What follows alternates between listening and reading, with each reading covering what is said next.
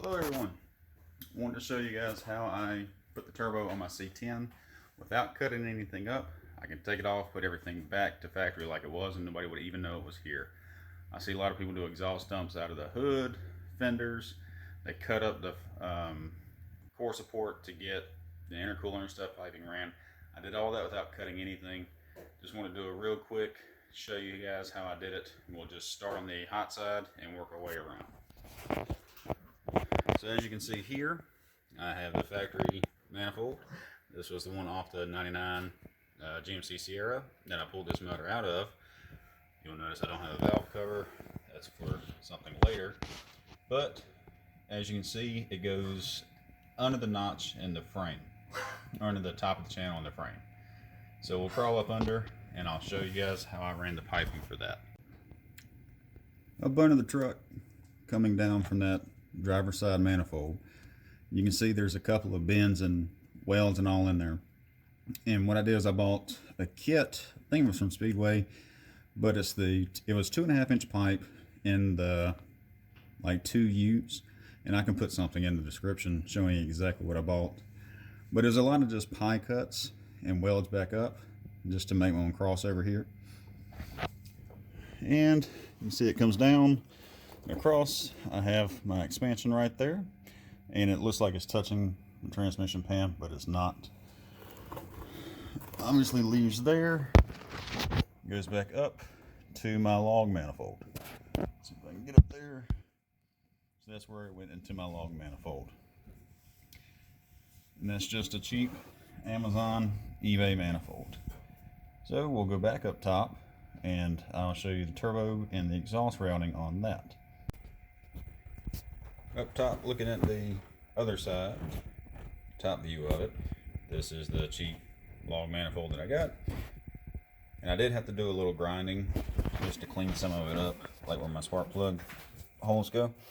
You can see right in this area I had to grind some of these off as all casting marks. Wasn't a big deal, worth the savings to me. Log manifold comes up. Ignore the O2 sensor I have here. This is just to plug this bung up. It came in the manifold, but I wanted to run one after the turbo, so this really just goes to nothing. Comes up to my turbo. There's a hot side, got a blanket on it, and I'll tell the details on this when I get to the cold side. But here is my downpipe. So same type of kit where I was talking about the U on a U and then a long piece. This is 4 inch coming off of the back of the turbo, and I do have it going under the truck and dumps right before the rear axle. I did not want to fender dump this. I use it whenever the weather's not. I drive this truck a lot. Didn't want the noise, the smoke. My wife likes riding with me, my kid. I didn't want them to be breathing all this in, making a lot of noise. Anyway, just wanted to show how I got it out back. You can see it goes down. I have my O2 sensor right there, roughly 18 inches from the turbo, and it shoots back up under the truck, all with V-band, so I can get it off. And we'll get back up under the truck and take a look at it. Back up under the truck, you can see where it would tie into the 4 inch piece of exhaust pipe. It's disconnected right now because I do have to take all this out. It's part of the reason why the valve cover is off. But luckily I made it where I can pull it out, put it all back together fairly easy. But love the V-bands, never used them before this project. They are awesome. But 4 inch stick of pipe. It is exhaust pipe. I got it from Napa. Actually, I don't remember how much it was a foot. Wasn't too much because I bought 10 foot, used 6 and didn't feel bad about it. And my turn down right before the rear axle was part of the piping, those U-bend kits I was talking about. And then some hangers, you can get those anywhere. And that's how I got, I don't want to say full exhaust, but almost full exhaust off a turbo truck. Next, we'll look at the wastegate. See how I did that. And I know people are going to say this was the wrong way to do it, and I know it was, but it works. Ideally, you would want it where there's not a lot of interruption and flow, so it would have come off of here and gone back. I didn't have room for that. So this one, you can see right there, and I know it's oily. It's actually transmission fluid. Glad it didn't catch fire. Comes out of here, and I have a 10-pound spring in this because I was running 10 pounds of boost. if it would get, boost would get above 10 pounds, this would open and push it back through my exhaust. You can see where I have it tied into the 4-inch here. And I did it, you can see it's kind of weird, but I did all this so that I could keep it going into the exhaust and not blowing flames out of the side of my truck. Worked well, have no problems. Do have an engine problem, but that's not because of this, not this specific piece of it anyway. I'm sure boost didn't help on a motor with almost 400,000 miles. But that is how I ran the exhaust for this turbo. So next we'll start back at the turbo and start going through the cold side of it. Back up at the turbo. So what I bought to do this was the VS Racing 7875. I believe they call it a demo kit. So purchased that kit. Came with a lot of things I needed, but obviously not everything. So it did come with the turbo. Like I said, VS Racing 7875. More turbo than I needed before I messed this engine up. But it comes with a lot of things. Came with the oil supply. If I were to buy one, I would have bought black. Came with it, I used it. That ties in here. I did have to buy this adapter because the one that came with it, I think went at an angle and it just wasn't going to work with this. And I did drill a hole in it because the oil feed was so small. It's worked fine for, I probably put 2,000 miles on this setup up till last weekend when I had some issues. I did put the turbo blanket on it. That it did not come with that. That helps reduce the heat a lot off this. The oil drain, I also had to buy a different piece because it was angled and shot weird. I couldn't make it work. I believe it did come with this AN fitting, which went to, I can't remember the size of the hose, 3/4 maybe, but that worked out fine. And on the topic of oil, we'll follow the oil drain down and show where I tapped in the oil pan and how I made all that work. So we'll keep looking from the top, and everything's really close, but it all works. You can see my black line that goes down, follow it around through some other lines, right down there to the oil pan. It does not hit the AC compressor idler pulley. And what I did, I bought a 1/2-inch unibit, drilled a hole in the side of this pan, and tapped it. And I'm trying to remember what size it was. I believe it was a 1/2-inch MPT. I bought a brass 1/2-inch MPT coupling at Lowe's and made it work with this, I want to say 1/2-inch or 3/4 AM fitting. Just take the AM fitting with you. It's not that hard. I just matched everything up, made sure it would work. Worked out fine. So that was the oil drain back to the oil pan. The supplies are pretty easy. Let's see. Kind of see it down there. So I do have an oil sender down here that goes to my gauges. I also have one that goes to the Holley Terminator X. I just bought some brass fittings, teed it off and pushed it away. So as my oil supply shoots under there, comes back up, you can kind of follow it around, snakes over, goes to my turbo.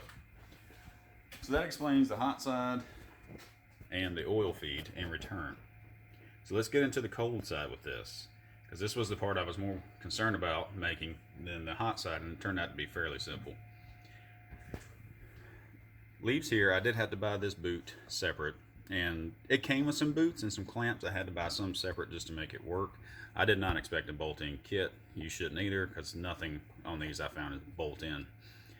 But cold side comes around, and I painted all this black. I just think it looks better. Shoots under this air filter I put on, comes through here, and you can see this was a hole that was already there. I just cut some fuel hose and wrapped around just to keep the sharp edges off of my piping.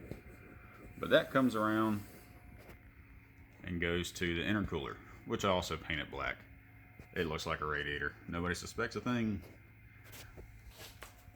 So the way I mounted this, I did have to remove the support that's here.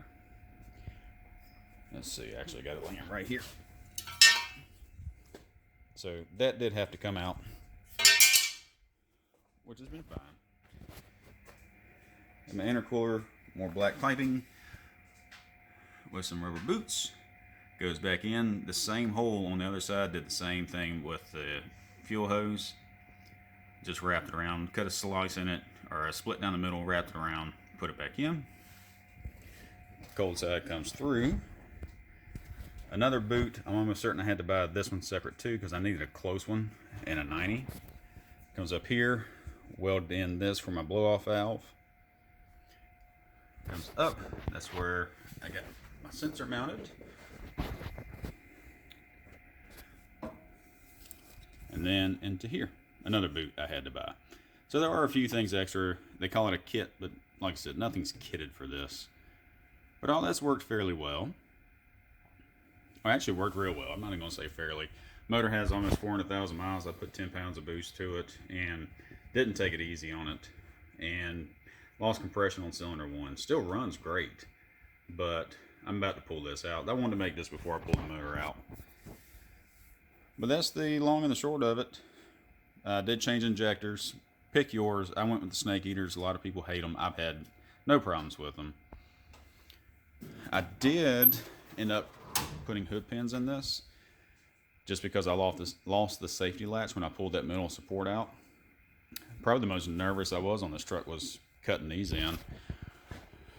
It's hard to put it back once you take it out, but they work well too. Still have my pull handle latch inside the truck, and I'm sure I'm forgetting something. Did run a catch can, also fairly simple, come from the PCV side, and the valve cover from the other side, run it here to a vented catch can. That's actually how I found out I was having problems sitting in the drive-through, and turned the truck off to make my order, turned it back on, and when I did, had a big billow of smoke, and then pulling through the drive-through line, you can just see smoke coming from under the hood. Popped the hood, and it was just clouds. Poof, poof, poof. So, did a compression check on all 8. Number 1 has around 100 PSI, everything else is over 200. But that's how I bolted the turbo on the truck. Again, I'm sure I'm forgetting some little specific piece, but it wasn't too hard. Tell you what, I am going to pull this downpipe out, lay it on the bench, and show you the curves and the angles in that. And if you had the factory airbox, I don't think this would work with the 4-inch downpipe, just because of the size and the clearances. But I wasn't hitting anything. I don't know if you can see down. It's not bolted in, so it may be laying on the frame. But when everything's bolted together, it doesn't cause any rubbing, any problems, anything. So let me pull that out, throw it on the bench, and I'll show you that. Got my downpipe on the bench here. Again, 4-inch. Use these flange connectors. Love these things. They seal really well. As you can see, my first bend. And the way I did this is I just kind of stuck it up there and kept cutting until I felt like it was right. I would tack it in. Once I had everything tacked, I went back and welded it solid. And this is what I came out with. But this does clear the frame all the way down. And obviously this is the part that's under the truck that I was showing you when I was under the truck. But hope this helps. I hope somebody can use this. I was going to make multiple parts of how I was doing it and record all that. But I've seen videos like that and I get kind of bored with them. They'll have an hour and a half of them just showing how they weld and how they cut. And it just wasn't what I thought was valuable for this. But that's it. Wasn't too bad. Don't be scared to do it. If you run into a problem, just dig on the internet. We're not breaking new ground. People have done these before. And I'm glad they did. We're just standing on the backs of giants. Somebody else did all this first. But get out there, go wrenching, enjoy your projects, and drive them. That's what they're made for. Anyway, appreciate y'all watching. Hope this helps. Y'all be good.